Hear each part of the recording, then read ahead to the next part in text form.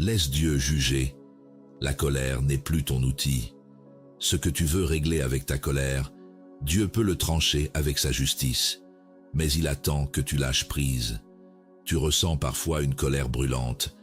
Pas une colère vide, mais une colère juste, celle qui naît d'une trahison, d'un abus, d'une parole humiliante. Tu veux réagir, corriger, remettre chacun à sa place. Tu veux rendre justice.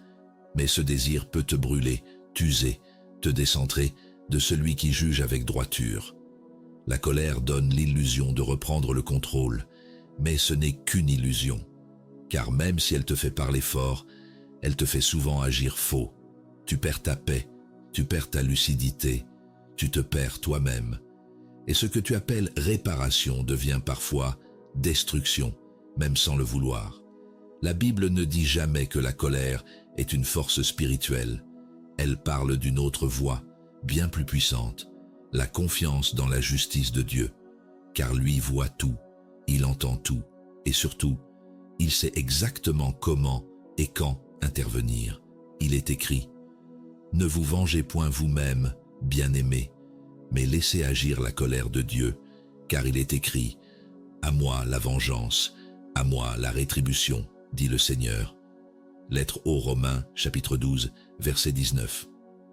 Cette parole n'est pas une invitation à subir, c'est un appel à remettre, à déposer, à se désarmer pour laisser Dieu agir. Quand tu choisis de ne pas répondre à l'injustice par la colère, tu n'abandonnes pas ta dignité, tu la confies à Dieu. Et lui, contrairement à toi, n'oublie rien.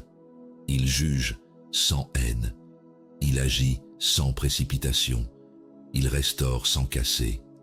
Plus tu t'énerves, plus tu retardes l'œuvre de Dieu, plus tu te défends, plus tu bloques la défense du ciel. Il y a une paix à expérimenter quand tu dis « Seigneur, je te laisse cette affaire, je ne veux plus me salir le cœur avec elle. » La colère peut sembler utile, mais elle est lourde. Elle te vole ton énergie, elle abîme ta vision, elle te détourne de ta vraie mission. Dieu ne t'a pas appelé à devenir un juge, il t'a appelé à devenir un témoin. Et le témoin, laisse le juge faire son œuvre. Ce que tu rends à Dieu par le silence, il le transforme en puissance. Ce que tu lui remets sans hurler, il le répare en profondeur. Ce que tu choisis de ne plus porter, il le prend et le redresse à sa manière.